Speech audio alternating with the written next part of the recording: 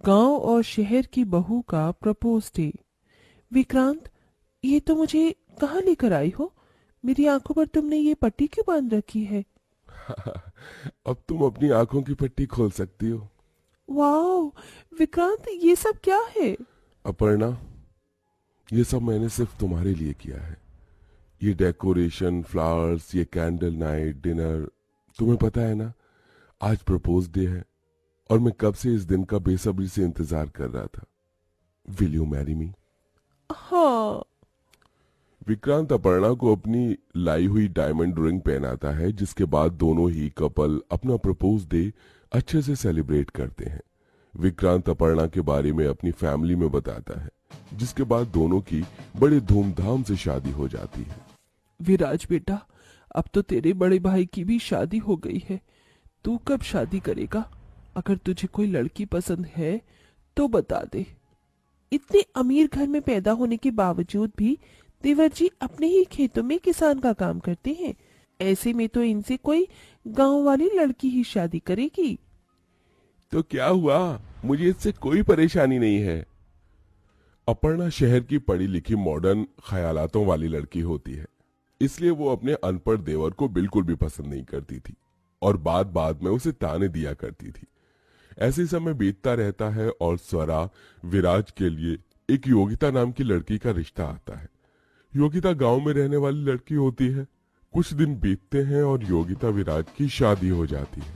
छी! कितनी गंदी बदबू आ रही है किचन में।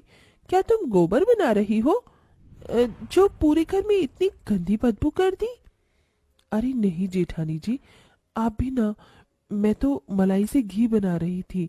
ये बिल्कुल देसी घी है। इसे खाने से ठंड के मौसम में हमारी हड्डियां मजबूत रहती हैं और शरीर में फुर्ती आती है। ओह गॉड! किस जाहिल गवार को मैंने दीवरानी बना दिया। इस गंदी बदबू में तो मेरा दम घुट रहा है। अगर तुमने आधे घंटे में ये सब कुछ साफ नहीं किया ना, तो मुझसे बुरा कोई नहीं होगा, समझी? अपर्णा की बात सुन योगिता को बुरा तो लगता है, लेकिन वो कुछ नहीं कहती। योगिता के गांव से होने की वजह से अपर्णा योगिता को बिल्कुल भी पसंद नहीं करती थी और उसे बात बात पर ताने दिया करती थी। लेकिन बेचारी योगिता कभी भी अपनी जेठानी को पलटकर जवाब नहीं देती। योगिता, योगिता, कहाँ हो तुम? आप अभी तक गए नहीं? हाँ, लेकिन रास्ते में मुझे ये गजरा दिखाई दिया तो सोचा तुम्हारे लिए ले आऊं। तुम्हारे इस लंबे काले घने बालों में ये गजरा काफी सुंदर लगेगा। अगर किसी ने देख लिया तो मुझे तो शर्म आ रही है। इसमें शर्माने वाली कौन सी बात है? मैं अपनी पत्नी को ही तो दे रहा हूँ। चलो अब जल्दी से इसे अपने बालों में लगाओ। मुझे देखना है ये तुम्हारे बालों में कैसा लगेगा। विराज भले ही अनपढ़ गंवार इंसान था, लेकिन अपनी पत्नी योगिता का काफी अच्छे से ध्यान रखता था। वहीं दूसरी तरफ विक्रांत, हमारी शादी को कितना टाइम हो गया है और तुम मुझे अभी तक कहीं पर घुमाने भी नहीं लेकर गए हो। शादी से पहले तो तुम हर दिन मुझे कहीं ना कहीं घुमाने के लिए लेकर जाया करते थे। सच कहते हैं लोग कि शादी के बाद मर्द का प्यार बदल जाता है। नहीं बेबी, ऐसा नहीं है। हाँ हाँ, रहने दो। अच्छा सुनो, मुझे एक डायमंड नेकलेस पसंद आया है। अगर आज शाम को तुम जल्दी आ जाओ तो हम दोनों वो लेने चलेंगे। आज शाम को जल्दी जाना पॉसिबल नहीं है। तुम एक काम करो, मैं तुम्हारे अकाउंट में पैसे ट्रांसफर कर देता हूँ, तुम खुद जाकर ले आना। ठीक है, चलो अब मैं चलता हूँ। विक्रांत शादी के बाद अपर्णा से धीरे धीरे दूर होता जा रहा था, लेकिन शायद अपर्णा को अभी तक इस बात का एहसास नहीं हो पाया था। योगिता, तुम अभी तक काम कर रही हो, तैयार नहीं हुई? लेकिन क्यों जी? हमें कहीं क्या जाना था आज? तुम भूल गई? मैंने कहा था ना, आज शाम हम मेला घूमने के लिए जाएंगे। अरे हाँ, मैं तो भूल ही गई। आप मुझे आधा घंटा दीजिए बस, मैं जल्दी से तैयार होकर आती हूँ। योगिता जल्दी से तैयार होती है और विराज के पास जा रही होती है कि तभी अरे वाह मसकली, इतना बन के कहाँ जा रही हो? जेठानी जी, आज ये मुझे मेला घुमाने के लिए लेकर जा रहे हैं। आप भी हमारे साथ चलिए ना। मैंने सुना है यहाँ शहर का मेला बहुत बड़ा होता है और बहुत बड़े बड़े झूले भी होते हैं इसमें। ओ गॉड! तुम पागल तो नहीं हो गई हो? मैं अपर्णा तुम्हारे साथ और तुम्हारे उस गंवार पति के साथ मेला घूमने के लिए जाऊंगी।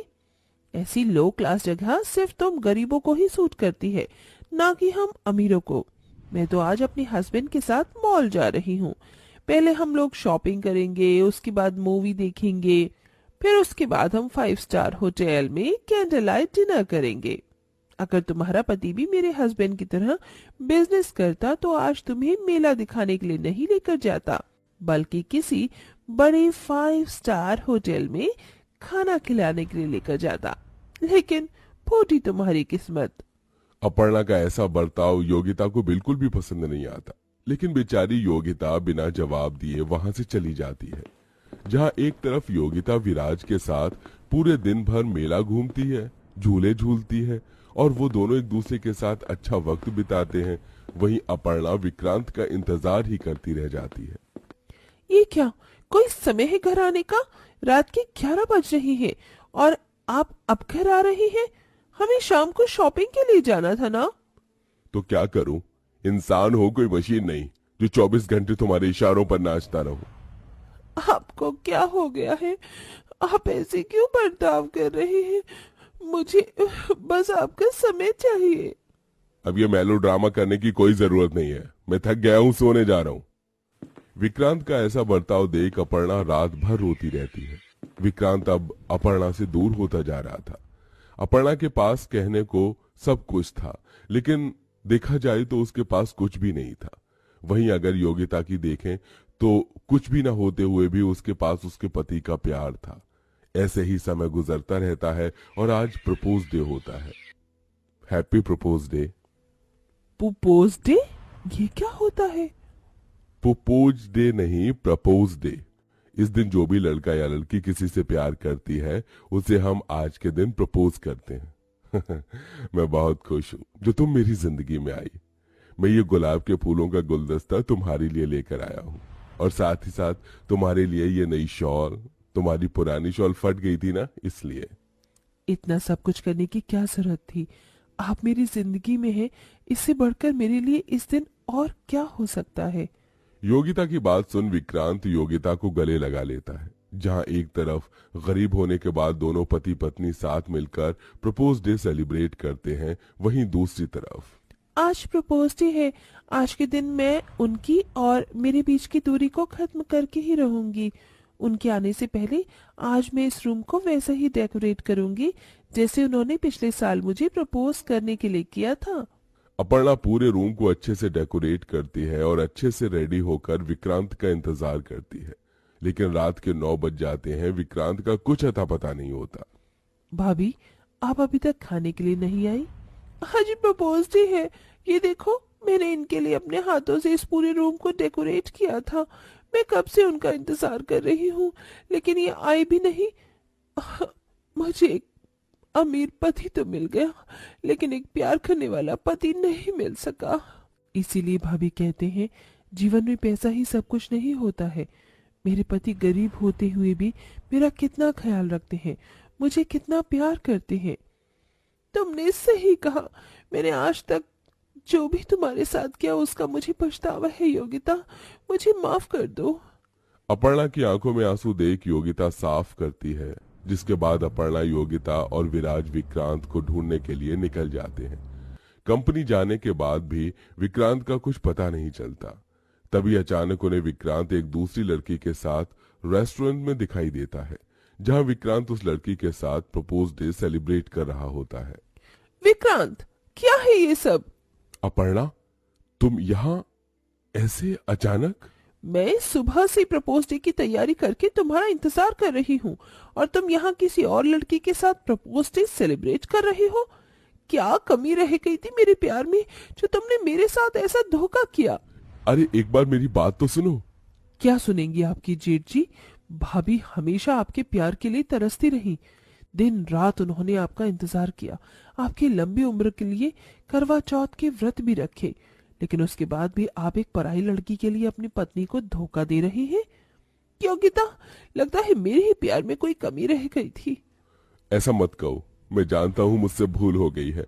मैं इस लड़की के बहकावे में आ गया था और भूल गया था कि मेरी मोहब्बत तुम हो। अपर्णा, मुझे मेरी गलती का एहसास हो गया है, प्लीज मुझे माफ कर दो। विक्रांत अपने घुटनों पर बैठकर सबके सामने हाथ जोड़ते हुए अपर्णा से माफी मांगता है। भाभी, जेठ जी को माफ कर दीजिए। देखिए, उनकी आंखों में पश्चाताप के आंसू हैं। उन्हें एक और मौका दे दीजिए। अपने पति को सबके सामने ऐसे माफी मांगता देख अपर्णा विक्रांत को माफ कर देती है, जिसके बाद विक्रांत अपर्णा को गले से लगाता है और चारों ही एक साथ मिलकर प्रपोज डे सेलिब्रेट करते हैं। वहीं योगिता और अपर्णा का रिश्ता भी अब पहले से ठीक हो जाता है और सभी एक साथ मिलकर खुशी खुशी रहते हैं।